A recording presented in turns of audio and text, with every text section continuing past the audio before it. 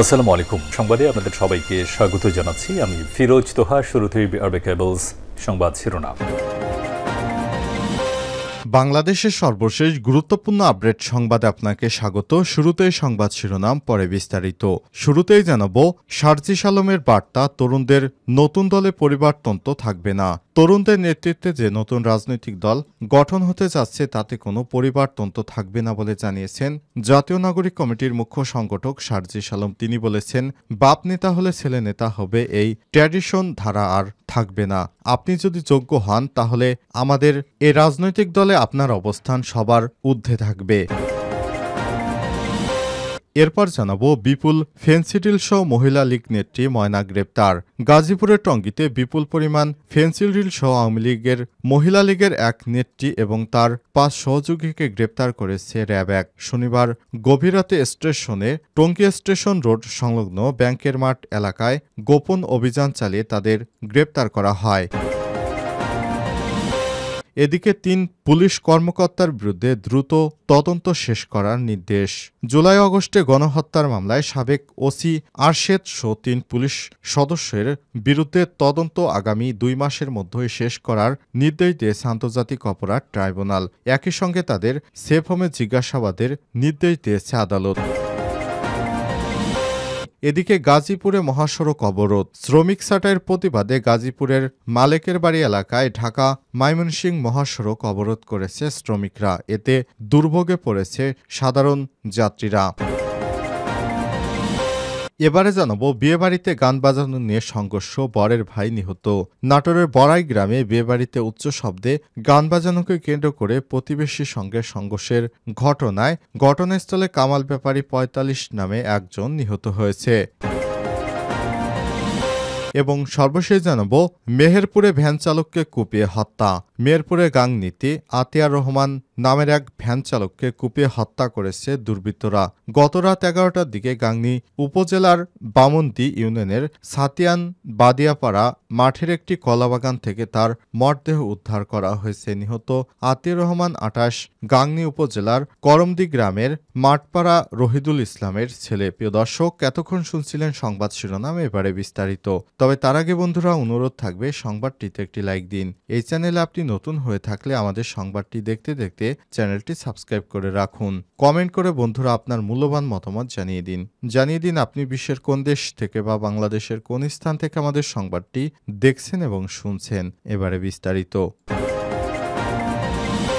তরুণদের নতুন দলে পরিবারতন্ত্র থাকবে না। তরুণদের নেতৃত্বে যে নতুন রাজনৈতিক দল গঠিত হচ্ছে তাতে কোনো পরিবারতন্ত্র থাকবে না বলে জানিয়েছেন জাতীয় নাগরিক কমিটির মুখ্য সংগঠক শারজিস আলম। তিনি বলেছেন, বাপ নেতা হলে ছেলে হবে, এই ট্র্যাডিশনাল ধারা আর থাকবে না। আপনি যদি যোগ্য হন তাহলে আপনাকে আমরা চেয়ার ছেড়ে দিতে বাধ্য থাকব। শনিবার সন্ধ্যায় বঙ্গবন্ধু আন্তর্জাতিক সম্মেলন কেন্দ্রে সশস্ত্র বাহিনীর সাবেক সদস্যদের সঙ্গে এক মতবিনিময় সভায় সব কথা বলেছেন শারজিস আলম। সশস্ত্র বাহিনীর অবসরপ্রাপ্ত সদস্যবৃন্দ ব্যানারে মতবিনিময় সভার আয়োজন করা হয়। মতবিনিময় সভায় জাতীয় নাগরিক কমিটির আহ্বায়ক নাসির উদ্দিন পাটোয়ারি, সশস্ত্র বাহিনীর অবসরপ্রাপ্ত কর্মকর্তা ও সৈনিকেরা বক্তব্য দিয়েছেন। সশস্ত্র বাহিনীর সদস্যরা তাদের বক্তব্যে জাতীয় নাগরিক কমিটির রাজনীতিতে নিজেদের সম্পৃক্ত করার এবং ভ্যানগার্ড হিসেবে দায়িত্ব পালন করার প্রতিশ্রুতি দিয়েছেন।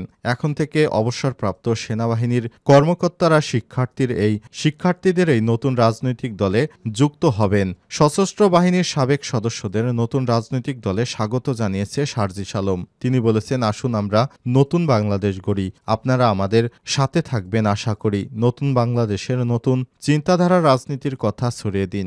আপনাদের দায়িত্ব নিতে হবে। ভোটের রাজনীতিতে আসুন, এই রাজনীতি যেন জনগণের রাজনীতি হয়। আপনারা একজন চেয়ারম্যান, মেয়র, কাউন্সিলর বা এমপি মন্ত্রী হয়ে উঠুন। চাঁদাবাজি, দখলবাজি, ঘুষের বিরুদ্ধে প্রতিরোধ গড়ে তোলার আহ্বান জানিয়ে জাতীয় নাগরিক কমিটির মুখ্য সংগঠক শারজিস আলম বলেছেন, খুনি শেখ হাসিনা পালিয়ে গেছেন, কিন্তু তার যে চর্চা 16 বছর ধরে, তার যে একটা সিস্টেমের, অতীতের রাজনৈতিক শক্তিগুলো এই সিস্টেম জারি রাখতে চায়। ঐক্যবদ্ধভাবে এই সিস্টেমগুলোকে প্রতিহত করতে হবে। তরুণদের গণতান্ত্রিক রাজনীতি বাধাগ্রস্ত করলে সশস্ত্র বিপ্লব হবে বলেও মন্তব্য করেন জাতীয় নাগরিক কমিটির আহ্বায়ক নাসির উদ্দিন পাটোয়ারি।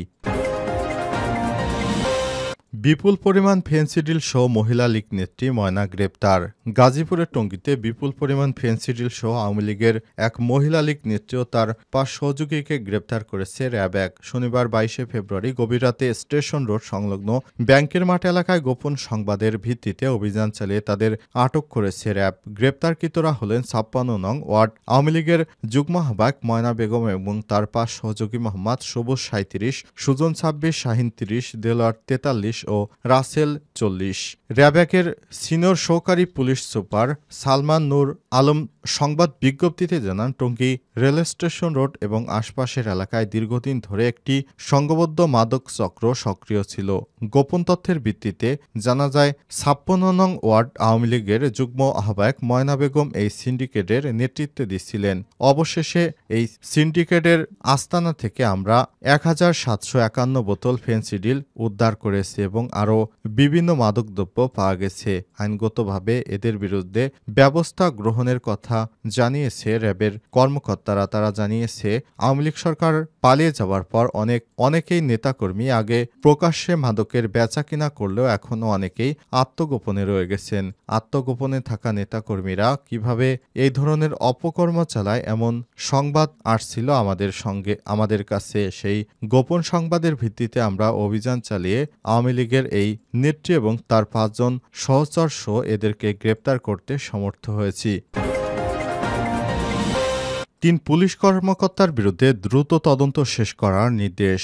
জুলাই-আগস্টের গণহত্যার মামলায় সাবেক ওসি আরশেদ সহ ৩ পুলিশের সদস্যদের তদন্ত আগামী ২ মাসের মধ্যে শেষ করার নির্দেশ দিয়েছে আন্তর্জাতিক অপরাধ ট্রাইব্যুনাল। একই সঙ্গে তাদের সেফ হোমে এনে জিজ্ঞাসাবাদের নির্দেশ দিয়েছে আদালত। রোববার ২৩শে ফেব্রুয়ারি এ বিষয়ে এক প্রতিবেদনের শুনানি করে বিচারপতি গোলাম মর্তুজা মজুমদারের নেতৃত্বাধীন ৩ বিচারপতির বেঞ্চ এ আদেশ দিয়েছে। এ মামলায় শাহবাগ থানা তৎকালীন OC operation Arshad Hossain, constable Imaj Hossain Pramanik ও চানখারপুলে শুয়ে বসে গুলি করে আলোচনায় আসা সুজন হোসেন আজ আন্তর্জাতিক অপরাধ ট্রাইব্যুনালে হাজির করা হয়। পরে প্রসিকিউশনের পক্ষ থেকে তদন্ত রিপোর্ট জমা দেওয়ার জন্য ২ মাস সময়ের আবেদন করা হয়। ট্রাইব্যুনালে আবেদন মঞ্জুর করে আগামী ২২ এপ্রিল তদন্ত প্রতিবেদনের জন্য দিন ধার্য করা হয়েছে। প্রসিকিউশনের পক্ষে আবেদনের পরিপ্রেক্ষিতে ট্রাইব্যুনাল আগামী ২ মার্চ আরশাদ হোসেন এর একদিন এবং ৩ মার্চ ইমাজ হোসেন প্রামাণিককে আরও একদিনের রিমান্ডে নেওয়ার আদেশ দিয়েছে। অপরদিকে ভাড্ডা রামপুরা এলাকার এসআই চঞ্চল কুমার সরকারকে প্রসিকিউশনের পক্ষে আবেদনের পরিপ্রেক্ষিতে ট্রাইব্যুনাল আগামী ২৭শে ফেব্রুয়ারি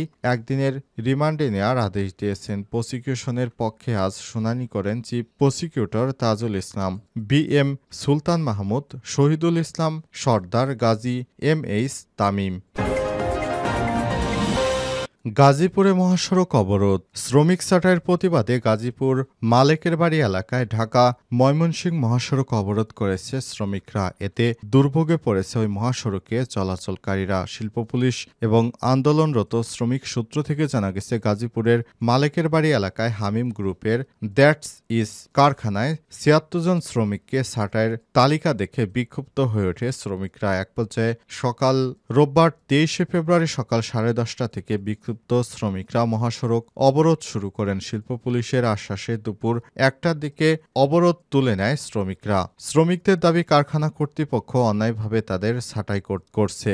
গাজীপুর শিল্প পুলিশ ২-এর পুলিশ সুপার মিজানুর রহমান জানান, ঘটনার খবর পেয়ে শিল্প পুলিশ ও সেনা সদস্যরা ঘটনাস্থলে যায়। মালিক পক্ষের সঙ্গে বিষয়টি আলোচনা করা হবে এমন আশ্বাসের প্রেক্ষিতে শ্রমিকরা মহাসড়ক থেকে অবরোধ তুলে নিয়েছে। এখন মহাসড়কে যান চলাচল স্বাভাবিক রয়েছে।